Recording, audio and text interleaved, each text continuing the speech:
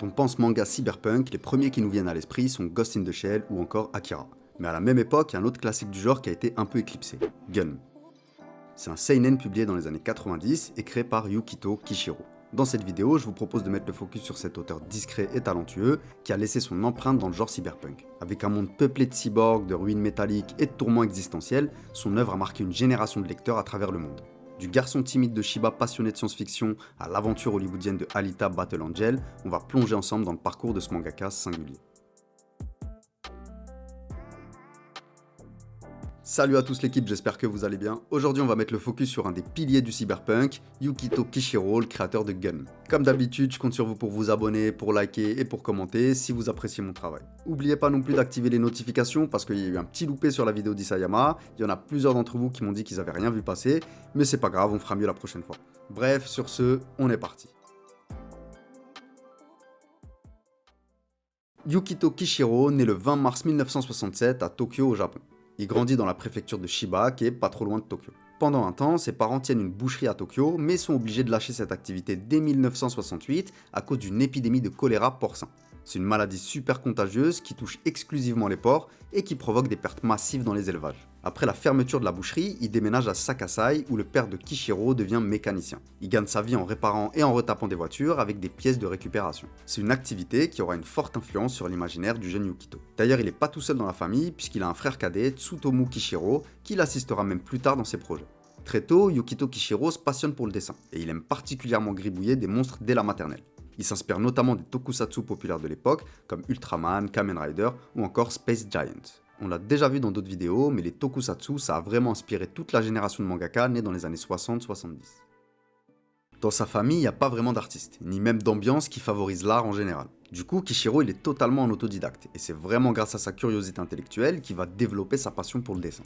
Le seul élément qui va lui servir et qui va beaucoup l'influencer, c'est le goût du bricolage et de la mécanique transmis par son père. Ça lui permet de créer des machines et des décors mécaniques crédibles dès le plus jeune âge. Dans ses premiers récits, il imagine des histoires assez violentes où les humains sont souvent absents. Il aime la science-fiction sombre et ça l'accompagnera toute sa vie. Évidemment, comme dans la plupart des familles d'origine modeste, les aspirations artistiques du jeune Yukito, elles sont pas trop comprises. Son père lui répète souvent que c'est difficile de vivre d'un métier artistique. Mais Yukito est trop piqué par le dessin et il préfère ignorer ses conseils.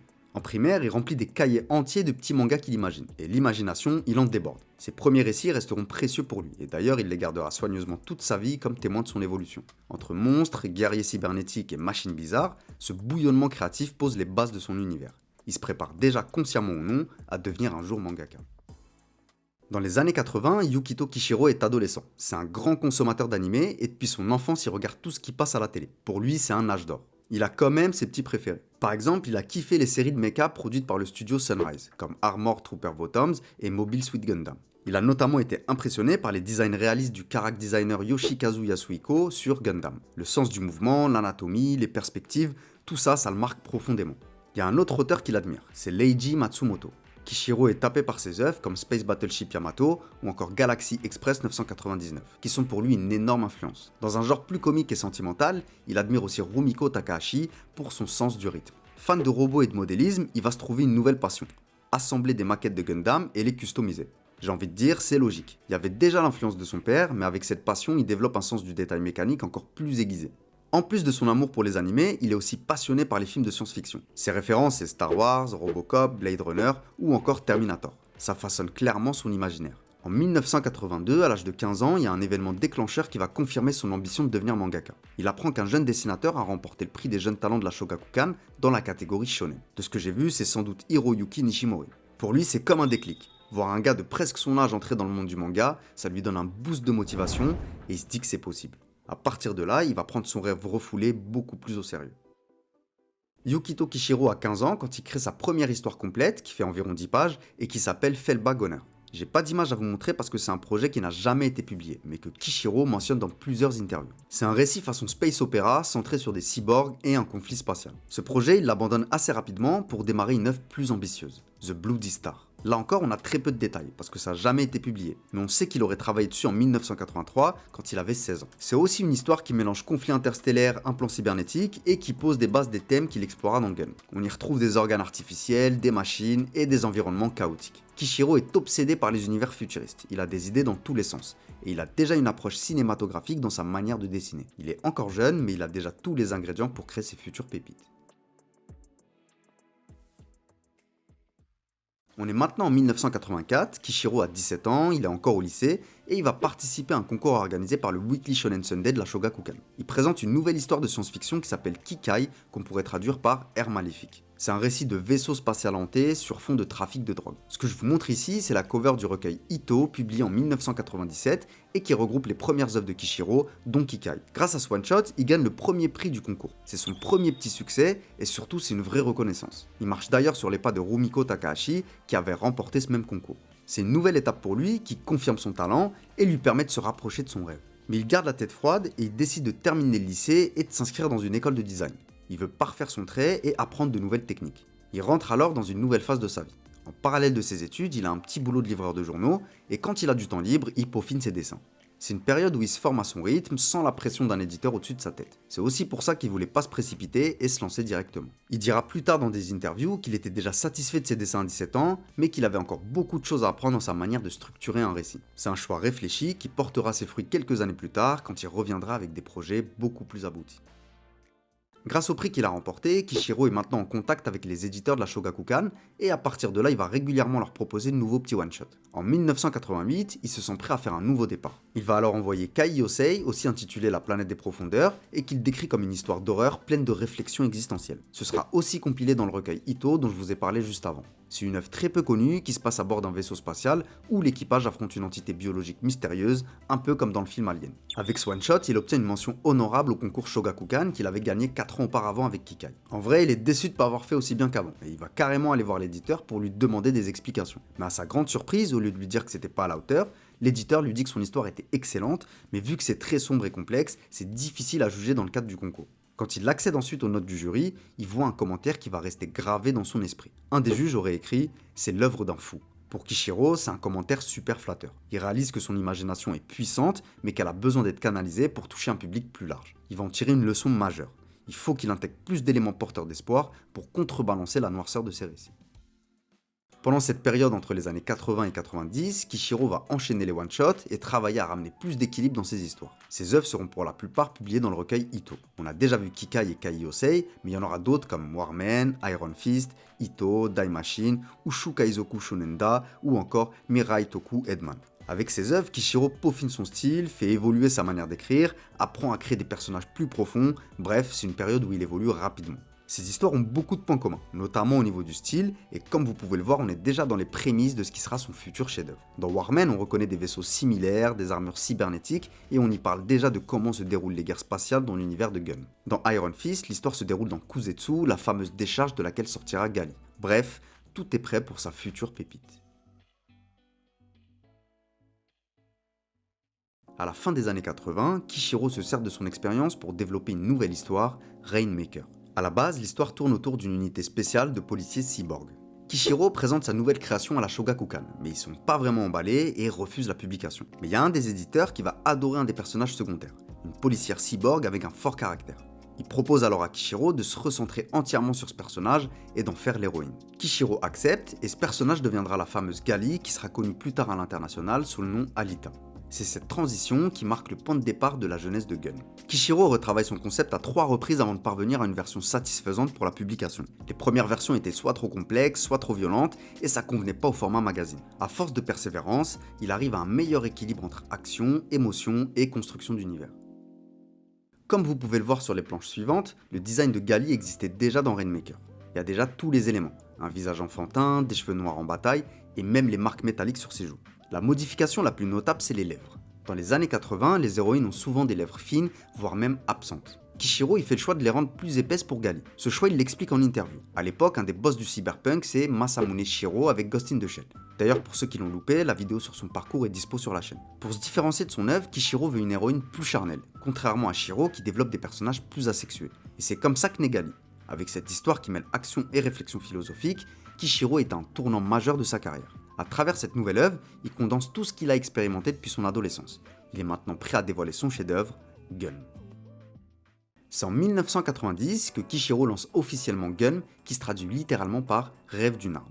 C'est publié dans le Business Jump, qui est un magazine seinen de la Shueisha. Dans cette histoire, on suit Gali, une cyborg amnésique, qui est repêchée dans une décharge par le cyberchirurgien Daisuke Ido et qui va redécouvrir petit à petit ses capacités de guerrière dans un monde chaotique. C'est un futur post-apocalyptique avec des décors de ruines industrielles et technologies déglinguées où l'homme et la machine ne font quasiment plus qu'un. Ça trouve son public très rapidement. Les Japonais sont happés par l'univers, par l'esthétique et par l'héroïne. Ce qui plaît beaucoup, c'est le savant mélange d'action violente et de philosophie qui amène de la profondeur. À cette époque, le genre cyberpunk est déjà bien en place dans la culture japonaise. On peut citer Akira de Katsuhiro Otomo qui est une des références majeures pour Kishiro, Appleseed et Ghost in the Shell de Masamune Shirow qu'on a déjà vu dans une autre vidéo, mais aussi des œuvres moins connues comme Bubblegum Crisis ou Cyber City Oedo 808. Contrairement à toutes ces œuvres qui misent sur une esthétique un peu froide à l'image de la technologie, Kishiro développe des personnages très expressifs. Que ce soit au niveau des mouvements corporels ou des expressions faciales, il veut rendre ses personnages bien vivants. Avec le succès fulgurant au Japon, Gun s'exporte très rapidement. Dès 1995, Viz Media le traduit en anglais sous le titre Battle Angel Alita. Viz Media, c'est eux qui ont notamment traduit Ranma 1/2, Dragon Ball ou encore Hokuto no Ken. Ils savent ce qu'ils font. Ce qui est surprenant, c'est que Kishiro c'est encore un mangaka inconnu à ce moment-là, et pourtant ça va plutôt bien s'exporter, et c'est surtout grâce au bouche à oreille. Les chiffres de vente sont aussi plutôt bons. En France, Glénat annonce 500 000 exemplaires vendus toutes éditions confondues, et au niveau mondial, on parle d'environ 10 millions d'exemplaires vendus, dont plusieurs millions aux États-Unis et en Europe. En 2019, il y aura aussi un pic de vente grâce au film Alita Battle Angel, mais on en parlera juste après. En quelques années, Kishiro se retrouve avec une fanbase mondiale. À l'âge de 23 ans, il est propulsé au rang de mangaka star, reconnu aussi bien pour son univers graphique puissant que la charge émotionnelle et philosophique qu'il a insufflée dans son œuvre. La publication, qui s'étale de 1990 à 1995, va être découpée en plusieurs arcs. Pour ce découpage, Kishiro s'inspire notamment de l'anime Armor Troopers Bottoms qui kiffait adolescent. Dans le premier arc de Gun, on découvre la ville décharge de Kuzutetsu qui est un enfer de ferraille sous la cité volante de Zalem. C'est là que Gali est retrouvé. Le deuxième arc entraîne Gali dans l'arène du motorball. C'est un sport ultra violent qui mélange course et combat. Cet élément n'était pas prévu à l'origine. C'est l'éditeur de Kishiro qui lui a suggéré d'intégrer un sport futuriste pour pimenter le récit. Kishiro invente le motorball en s'inspirant de deux références. La première, c'est le rugball qu'on retrouve dans le manga Cobra de Bushi Terasawa, qui est une sorte de baseball revisité. Et la deuxième rêve, c'est la Formule 1, qui à l'époque est super populaire, notamment grâce au perf d'Ayrton Senna. Il combine les deux pour en faire un nouveau sport. L'autre invention intéressante de Kishiro, c'est le Panzerkunst, qui est un art martial pratiqué par Gali. Encore une fois, c'est une idée de son éditeur qui veut intégrer des techniques spéciales typiques d'un shonen. Le nom vient d'un jeu de mots entre deux mots allemands, Panzer qui veut dire char blindé et Kunst qui veut dire art. Kishiro, c'est pas tellement un amateur d'arts martiaux, donc pour l'inventer, il fait des recherches, notamment sur le Jeet Kune Do que pratiquait Bruce Lee.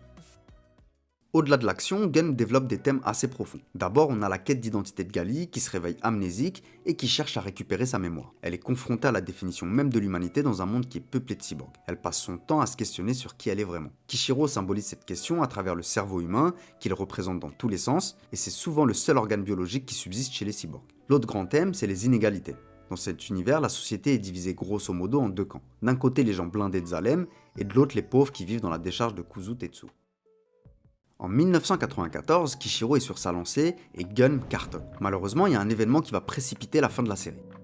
Alors qu'il est à moto, il va faire un grave accident. Le choc est aussi bien physique que mental, et ça va l'obliger à stopper son travail. Il réalise qu'il ne pourra pas assumer le rythme de prépublication hebdomadaire, et au départ il se dit qu'il va publier de manière mensuelle. Mais très vite, il comprend qu'il est trop impacté, et il va se résigner à prendre une décision difficile, clore Gun plutôt que prévu.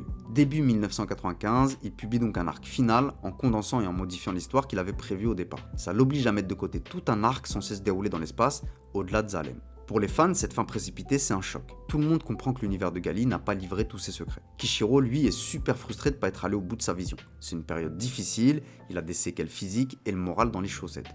Mais il va pas se laisser abattre longtemps. Il réfléchit déjà à un moyen de poursuivre son histoire d'une autre manière. Cet accident sonne la fin d'une première ère pour Gun, mais sème des graines dans l'esprit de Kishiro qui vont donner naissance à de nouvelles histoires. Hors de question pour lui de s'arrêter sur ça.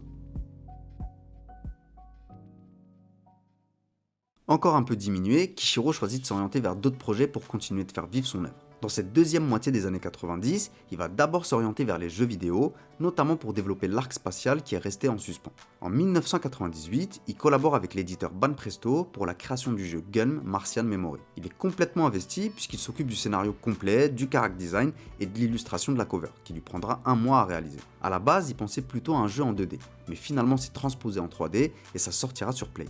En parallèle, il écrit plusieurs histoires courtes liées à son univers. Elles seront plus tard compilées dans un recueil intitulé Gun Other Stories en 2007. Dans ces récits, on découvre par exemple le passé de certains personnages secondaires ou des événements qui se déroulent en dehors de l'intrigue principale. En 1997, Kishiro publie aussi un one-shot intitulé Ashman, plus connu en Occident sous le nom Ashen Victor. C'est une courte série en 1 volume dans le même univers que Gun. Cette fois-ci, il met le focus sur le Motorball où on suit un joueur surnommé le Crash King. Ces projets montrent à quel point Kishiro a encore de la créativité à revendre et qu'il veut pas se laisser abattre. Il montre aussi à quel point l'univers de Gun est riche et qu'il a encore de la matière pour régaler les fans. À la fin des années 90, Kishiro prend un peu de recul et surprend tout le monde en lançant un nouveau projet. Cette fois-ci, on n'est plus dans les mechas et les décors post-apocalyptiques, mais dans un univers océanique fantastique. Cette nouvelle œuvre, c'est Aqua Knight. Dans cet univers, on découvre des chevaliers aquatiques et des créatures marines. On suit Rugila, ou Lulia dans la VF, qui est une guerrière membre de l'ordre des Aqua Knights. Elle évolue dans un monde recouvert principalement d'océans, avec quelques îles émergées. Contrairement à l'ambiance sombre de Gun, Aqua Knight c'est une aventure lumineuse et optimiste. Kishiro dit qu'il est dans son mode glorieux. Avec cette œuvre, il montre l'étendue de sa créativité. Son dessin reste détaillé, mais ses thèmes sont loin de la violence dystopique de Gun. Ici on parle d'héroïsme, de chevalerie et d'émerveillement fantastique. La série s'étend sur 3 tomes, et Kishiro y met fin en 2000. Cette petite bulle d'évasion lui fait du bien, mais il peut pas s'empêcher de repenser à la fin précipitée de Gun, et il a envie d'y retourner. Il laisse donc Aqua Knight de côté pour se replonger dans son univers cyberpunk. 5 ans après avoir laissé Gali de côté, Kishiro revient plus motivé que jamais pour donner une suite à son œuvre fétiche. En novembre 2000, il lance Gun Last Order, qui est une suite directe de Gun. Il reprend là où il s'est arrêté, en modifiant légèrement la fin pour raccorder l'intrigue. On retrouve Gali, qui cette fois repart vers l'espace, déterminé à percer les mystères de Zalem et de l'univers au-delà. Pour éviter la pression d'une publication hebdomadaire, Kishiro préfère un rythme mensuel. Ça lui permet d'aller plus loin dans le développement du récit. Dans Last Order, on explore la cité spatiale de Geru et le passé de Mars. C'est une grande épopée de science-fiction. On en apprend plus sur le programme spatial zalémien, sur les origines du Panzerkunst et sur le Zod qui est un tournoi de combat spatial. Avec Last Order, Kishiro fait aussi évoluer son style. Ses traits sont bien plus fins et plus dynamiques. Il se contente pas des techniques traditionnelles et il va de plus en plus utiliser les outils numériques. Il avait déjà commencé à coloriser certains dessins par ordinateur dès 1995, mais là il intègre pleinement le digital dans son process de création. Le trait reste néanmoins reconnaissable, toujours aussi détaillé. L'auteur continue d'accorder une attention précise au décor et aux anatomies cybernétiques. Pendant ces 19 tomes, Kishiro va aller plus loin dans ses thématiques. Il parle de biotechnologie, d'intelligence artificielle, de colonie spatiale, tout en gardant ses thèmes de prédilection comme l'identité et la quête de liberté. C'est un second souffle pour lui et ça lui permet d'aller au bout de ses envies. Kishiro travaille sur Last Order de 2000 à 2014, mais ça va pas être un long fleuve tranquille. En 2010, il y a un conflit qui éclate entre Kishiro et la Shueisha au moment de la réédition de Gun. La Shueisha se permet de modifier quelques dialogues, et ça, Kishiro, ça le met en pétard. Il est attaché à son œuvre et il accepte pas qu'on altère son travail sans lui demander. La situation va tellement s'envenimer qu'il va carrément mettre Last Order en pause après le 100e chapitre. C'est la guerre des nerfs. Après quelques mois de bras de fer, personne veut céder, et Kishiro va prendre une décision radicale, quitter la Shueisha après 20 ans de collaboration. Je vous l'avais dit, il aime pas qu'on touche à son travail. Dans l'industrie du manga, c'est un événement assez rare, surtout quand une série est en pleine sérialisation. Ceux qui vont se frotter les mains, c'est la Kodansha. Ils récupèrent les droits de Gun et Last Order reprend dans le magazine Evening dès 2011. À partir de là, la série continue sans accroc jusqu'en 2014. Avec cet événement, Kishiro envoie un signal fort à toute l'industrie. Pas touche à ses œuvres sans son accord. Il montre qu'il est déterminé et que sa liberté n'a pas de prix. Alors que Last Order se termine, Kishiro enchaîne directement avec une suite la même année, Mars Chronicle. C'est une série toujours en cours de publication avec déjà 11 tomes publiés. Dans cette histoire, on suit plusieurs lignes temporelles. D'abord l'enfance de Gali sur Mars, qui se passe bien avant la série originale de 1990, puis on parcourt ses aventures après Last Order, enfin on la suit à l'âge adulte aux côtés de son ami Lou Collins. Mars Chronicle est encore plus sombre et introspectif que ses prédécesseurs. Kishiro approfondit la psychologie de ses personnages, nous explique le lore de son univers, et il le fait sans nous épargner les scènes dures. Graphiquement, il est au sommet de son art, mais surtout il est passé au tout numérique. Depuis la fin des années 2010, il dessine tout sur une tablette, et il a carrément abandonné le papier et l'encre. Grâce au numérique, les corrections sont plus faciles, et ça lui fait gagner beaucoup de temps. Même s'il est parfois nostalgique du dessin à l'ancienne, il est bien content de ne plus avoir à gérer le matériel et les contraintes techniques du papier. Avec Mars Chronicle, Kishiro montre encore la richesse de son univers, et il impressionne par sa longévité. 30 ans après la série originale, il continue de créer avec passion. Dès le milieu des années 90, l'univers de Gun commence à dépasser le monde du manga. En 1993, il y a une première adaptation animée sous la forme de 2 OAV de 30 minutes, Gun Rusty Angel et Gun Tear Sign. Kishiro a un avis assez mitigé après cette expérience. Déjà, il a été peu impliqué dans la prod, et il est plutôt déçu parce que le format court l'a contraint à des résumés très condensés de son histoire. En plus de ça, il n'a pas pu valider certaines adaptations. Il a notamment été invité à une réunion de production à Tokyo, où il a proposé des modifications du storyboard, mais qui n'ont pas été prises en compte faute de temps. Il va en garder une certaine frustration. Par la suite, il va régulièrement exprimer son envie de voir un jour Gun adapté proprement au cinéma. Des années plus tard, ce rêve commence à se concrétiser. Il y a un immense réalisateur qui va se pencher sérieusement sur la question, James Cameron. Pour ceux qui n'ont pas la ref, James Cameron c'est le réalisateur de Titanic, Alien, Terminator ou encore Avatar. Que des classiques. D'après ce qui se dit, c'est Guillermo del Toro qui lui aurait fait découvrir Gun. Souvenez-vous, on en avait parlé dans la vidéo sur Naoki Urasawa, mais Guillermo del Toro c'est un grand fan de manga et il avait déjà failli adapter Monster. Quand James Cameron découvre Gun, il tombe amoureux de l'univers de Kishiro. Il achète alors les droits au début des années 2000 et envisage de réaliser le film lui-même. Le truc c'est que Cameron a déjà la tête dans Avatar et veut pas perdre le focus. Du coup le projet va rester en sommeil pendant près de 15 ans. Le film Alita Battle Angel sort finalement en février 2019.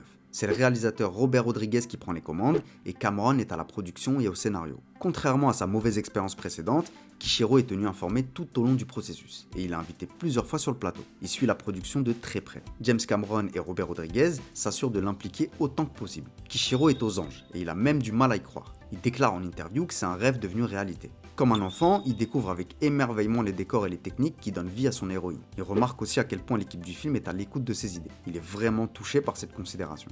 Quand il découvre la version finale du film, il est plus qu'heureux. C'est un rêve qui se réalise. C'est aussi une étape super importante de sa carrière, puisque son œuvre atteint un public encore plus large grâce à Hollywood. Avec un budget de 170 millions de dollars et des recettes qui s'élèvent à environ 400 millions de dollars, on peut dire que c'est un succès plus que correct.